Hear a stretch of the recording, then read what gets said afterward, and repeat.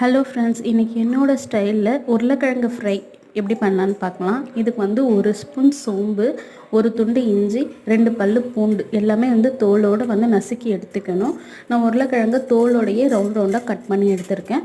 ஒரு கடாயில் எண்ணெய் விட்டு கடுகு, உளுத்தம் பருப்பு, சீரகம் எல்லாம் போட்ட பிறகு 1 ஸ்பூன் கடலைப்பருப்பு, 1 ஸ்பூன் உளுத்தம் பருப்பு, ஒரே ஒரு காஞ்ச மிளகாய் நம்ம இடித்து வச்சுருக்கிறது அந்த பொடியை வந்து சேர்த்துட்டு கருவேப்பிலை போட்டு நல்லா வதக்கணும். வதக்கின பிறகு நம்ம வந்து உருளைக்கிழங்கு ஆட் பண்ணணும். இதில் வந்து ஒரு சிட்டிக்கு மஞ்சள்தூள், பெருங்காயத்தூள், தேவையான அளவு மிளகாய்த்தூள் போட்டு அதுக்கப்புறம் தண்ணி ஊற்றி உப்பு போட்டு கொதிக்க வச்சிடணும். முதல்ல வந்து எண்ணெய் பிரிஞ்சு வருதான்னு செக் பண்ணணும். இது வந்து ரொம்ப டேஸ்ட்டாக இருக்கும். அது வந்து டிஃப்ரெண்ட்டான ஸ்டைலில் இருக்கிறதால குழந்தைங்க பெரியவங்க எல்லாருக்குமே ரொம்ப பிடிக்கும். இது வந்து இன்றைக்கி நான் வந்து லெமன் சாதத்தோடு மேட்ச் பண்ணி சாப்பிட போகிறேன். இது ரொம்ப ஹெல்த்தியாக இருக்கும். ட்ரை பண்ணி பார்த்துட்டு சொல்லுங்கள். நம்ம சேனலை சப்ஸ்கிரைப் பண்ணுங்கள். தேங்க்யூ.